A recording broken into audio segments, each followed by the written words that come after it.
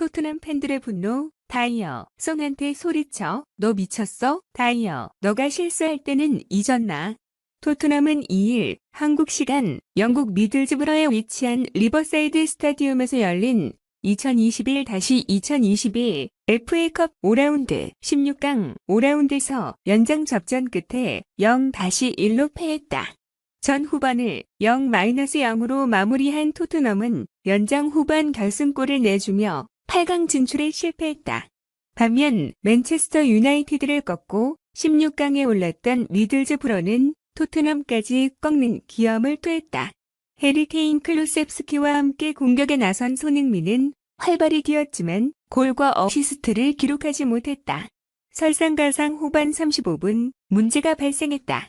손흥민이 돌파를 시도하다 상대에게 역습을 허용했다. 미들즈브러는 빠른 역습을 펼쳤고 조니 호슨의 슈팅을 시도했다. 그의 슈팅은 골대를 벗어났고 손흥민도 빠르게 수비로 복귀했다. 그러자 페널티 박스에 있던 다이어는 손흥민에게 다가가 불같이 화를 냈다. 손흥민은 조용히 다이어의 이야기를 듣고 경기에 임했다. 지난 2019-2020 시즌 에버튼전에 나온 손흥민과 골키퍼 위고 요리스의 충돌과 비슷한 상황이었다. 요리스는 전반 종료 휘슬이 불린 직후 라커룸으로 향하면서 손흥민에게 화를 냈다. 단 요리스 대와 팬들의 반응은 상이하다. 팀의 주축 선수인 손흥민에게 수비의 약점으로 지적받던 다이어가 분노했다는 것이 지나쳤다는 평가다.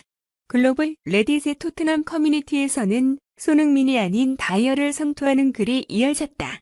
한편은 나는 팀원들 사이에서 충돌은 가능하다고 본다. 하지만 난 공격수가 수비에게 집중하라고 소리치는 것을 본 적이 없다라고 우회적으로 다이어를 비판했다. 다른 토트넘 팬은 이 경기에서 손흥민이 좋지 않은 것은 사실이지만 수비에 집중을 안 한 것은 아니다. 다른 선수보다 집중했다라고 지적했다. 한 토트넘 팬은 다이어가 이전에 수비에서 얼마나 실수했는지를 생각하면 미친 행동이다. 심지어 그는 팀을 몇 번이나 구한 손흥민에게 소리를 치고 있다라면서 내 생각에 손흥민은 자신의 플레이가 아쉬워서 반응하지 않은 것 같다.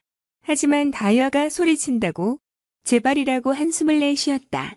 콘테 에버턴전을 1 자신감 떨어진 손흥민 살리기. 안토니오 콘테 감독은 에버턴전 승리를 위해 손흥민을 끌어올릴 필요가 있다.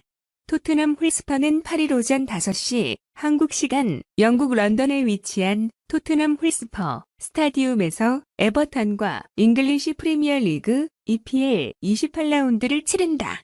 토트넘은 승점 42점으로 7위에 에버턴은 승점 22점으로 17위에 있다. 영국 풋볼 런던은 에버턴전을 앞두고 콘테 감독이 해야 할 일을 정리했다. 현재 토트넘 분위기는 좋지 않다. 결과 기복이 반복되면서 연승을 하지 못하고 있다. 지난 FA컵 5라운드 16강에선 미들즈브러에 충격패를 당했다. 주전을 모두 기용했는데 패배를 해 더욱 뼈아팠다. 리즈 유나이티드전에서 4-0 완승을 거두었는데 미들즈브러는 못 이겨 팬들은 비판을 쏟아냈다. 손흥민 경기력도 도마에 올랐다. 선발 출전한 손흥민은 제 컨디션이 아닌 모습이었다. 자신의 장점을 전혀 보여주지 못하며 침묵했고 결정적인 기회도 놓쳤으며 슈팅은 모두 중앙으로 향했다. 패배 후 영국 현지 매체들은 비판의 화살을 손흥민에게 쏘며 호평을 내놓았다. 에릭 다이어와 언쟁을 한 것으로 알려졌다. 손흥민에겐 잊고 싶은 경기였을 것이다. 풋볼 런던은 떨어진 손흥민 자신감을 회복시키는 게 중요하다고 주장했다. 해당 매체는 미들즈브러전에서 손흥민은 형편없는 경기를 펼쳤다. 맨체스터 시티전 승리 주역이던 손흥민은 없었다. 페이스 정확도도 엉망이었고 공을 제대로 잡지도 못했다. 선발 풀타임을 뛴 게 이상한 정도였다. 콘테 감독은 침체된 손흥민을 살려내 그가 에버턴전에 득점할 수 있도록 해야 한다고 전했다. 체력 문제가 관건이다. 짧은 기간 동안 수많은 경기를 치른 손흥민은 체력적으로 힘들어 보였다. 부상 복귀 후보로 뛰면서 부담이 더한 듯했다. 여기에 경기 내용적인 아쉬움으로 자신감까지 결여된 상황이다. 콘테 감독이 어떻게 그를 다루면서 최상의 경기력을 뽑아낼 수 있을지 주목되는 대목이다. 손흥민은 그동안 에버턴을 10번 만나 4승을 거뒀고 최고의 6도움을 기록할 정도로 좋은 기억을 갖고 있다. 미들즈브러전 악몽을 씻어내기에 최적의 상대다. 미들즈브러전과 다른 손흥민을 기대해 볼 수 있을 것이다. 케인, 손흥민과 이별 고민, 영매체 이적 확률 50대 50.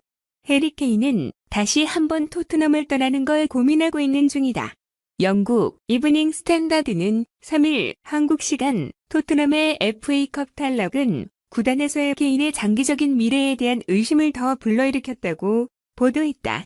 해당 기사를 작성한 기자는 댄 킬패트릭으로 토트넘 내부 소식에 정통한 인물이다. 14시즌 동안 트로피가 없는 토트넘에게 FA컵 트로피는 절실했다. 유로파 컨퍼런스 리그 UECL에서 우승 후보로 꼽혔지만 코로나19로 인한 피해로 몰수패를 당했고 풋볼리그컵은 4강에서 좌절을 맛봤다. 냉정하게 프리미어리그, EPL 우승을 꿈꿀 수 없기에 FA컵이라도 노려야 했지만 2부 리그 미들즈브러를 잡지 못해 탈락했다.